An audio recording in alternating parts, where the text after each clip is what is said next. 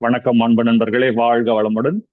மனவளக்கலை புக்ல இருந்து வேதாத்திரி மகரிஷி அவர்கள் எழுதின புக்ல இருந்து ஆசை சீரமைத்தல் பகுதியில் அடுத்த பகுதி பார்ப்போம். முறையான தேவையான ஆசையை ஆனாலும் அதை நிறைவு செய்யும் போதும், நிறைவு செய்து விளைவை அனுபவிக்கும் போதும் அதன் மீது தீவிரமான பற்றினை வைக்காமல், பற்றுங்கிறது இறுக்கி பிடிச்சுக்கிற ஒரு விஷயத்த, அதனை ஒரு கடமையாகவே கொள்ள வேண்டும். தேவையான ஆசையானாலும் நன்மையே பயப்பதானாலும் தன் வயம் இழந்து அதன் மேல் ஒன்றுதல் முழுமையான நன்மையை தராது. மனமும் மாசுரும். ஏதாவது விஷயத்த கெட்டியா பிடிச்சு வச்சிட்டீங்கன்னு வச்சுக்கோங்களேன், அது அவ்வளவு நல்லதில்லைன்னு சொல்றாங்க.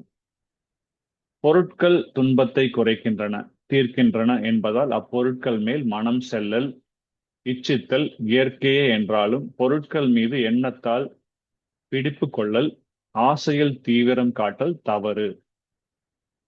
அப்பொருட்களுக்கும் நமக்கும் கடமையில் உள்ள தொடர்பையும், அப்பொருட்களோடு நாம் கொள்ள வேண்டிய உறவின் அளவையும் முறையையும் திட்டவட்டமாக வரையறுத்துக் கொள்ள வேண்டும்.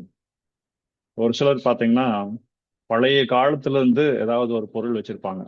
வீட்டுல நிறைய விஷயங்கள் இருக்கும், ஆனா அதை தூக்கி அவங்களால போட முடியாது. ஏன்னா ஒரு அட்டாச்மெண்ட், ஒவ்வொரு பொருட்கள் மீது அவங்க எனக்கு என்னோட ஞாபகார்த்தமா கொடுத்தது, அதை எப்படி நான் தூக்கி போடுறது, அந்த மாதிரி நிறைய இருக்கு. ஸோ அந்த மாதிரி அட்டாச்மெண்ட் இருக்கக்கூடாது. பொருட்கள் ஓகே, ஆசைப்படலாம், அதை அனுபவிச்சுக்கலாம், அட்டாச்மெண்ட் இருக்கக்கூடாது. அப்படி என்று அப்பொருளை எண்ணமானது பிடித்து வைத்திருத்தலை தான் பற்று என்று கூறினார்கள். இந்த பற்று நீங்கத்தான் வேண்டும். பொருட்களை விட்டுவிட வேண்டியதில்லை. அந்த பொருட்களில் தான் எல்லாம் இருக்கிறது, இன்பம் இருக்கிறது என்ற எண்ணத்தின் இறுக்கத்தை, பற்றை விட வேண்டும். இப்பற்றை விடாதவரை உயிருக்கு விமோசனம் இல்லை. திருவள்ளுவர் ஒரு திருக்குறள் கொடுத்திருக்காங்க. பற்றற்ற கண்ணே பிறப்பருக்கும் மற்ற நிலையாமை காணப்படும்.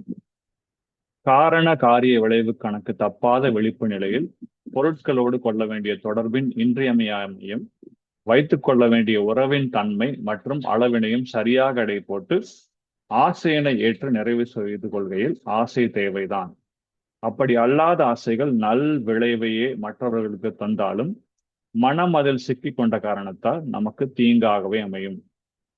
நல்ல ஆசை, நல்ல விளைவு, மற்றவங்களுக்கு அது நல்லதுதான் பண்ணுதுனாலும் அதுல நம்ம அட்டாச் ஆகி அதோட பற்று வந்துச்சுன்னா அது தீங்காக அமையும் சொல்றாரு. ஆசையின் பேரிலும் அனுபோகத்தின் பேரிலும் மனதை சிக்க விடுதல் தான் பற்றாகும். இந்த பற்று கூடாதுதான். பிறவியின் நோக்கத்தை பற்றானது பாழாக்கி விடும். பிறவியின் நோக்கத்திற்கு இசைவாக வாழ்வை அமைத்துக் கொள்ள விடாமல் இந்த பற்று தடுத்துவிடும்.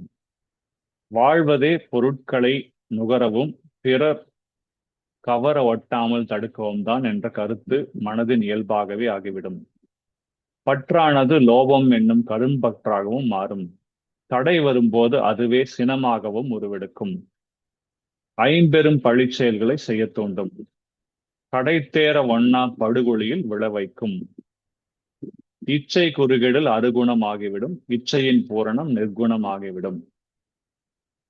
சோ தேவைகளை பெருக்கிக் கொண்டே செல்லக்கூடாது. பெருக்கினோமையானால் அனுபோகத்திலேயே மனம் சென்று கொண்டிருக்கும். பழிச்செயல் புரிந்து மேலும் மேலும் பிறவித் தொடர் நீளும். தேவைகளை முடிந்தவரை சுருக்க வேண்டும். அப்போதுதான் வந்த வேலையை முடிக்க முடியும். வந்த வேலை எது?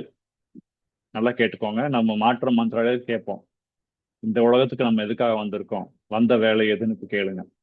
முறையோடு வாழ்ந்து பாவப்பதிவுகளை எல்லாம் அழித்து இனி பழி புரியாத தகைமை பெற்று தன்னை அறிந்து அறிவில் முழுமையை அடைந்து ஆசைகள் எல்லாம் ஒளிந்த நிறைமனம் என்னும் நிர்குணம் முக்தி பெற வேண்டியதென்றோ வந்த வேலை.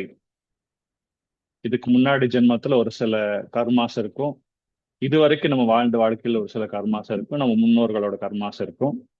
அதையெல்லாம் அழித்து இனிமே இனிமே பெரிய பழி புரியாம தான் யாருன்னு அறிஞ்சிட்டு அறிவில் முழுமையை அடைந்து ஆசைகள் எல்லாம் ஒழித்த நிறை மனம் என்னும் நிர்குணம் அதுக்கப்புறம் தான் நம்மளுக்கு முக்தி கிடைக்கும்.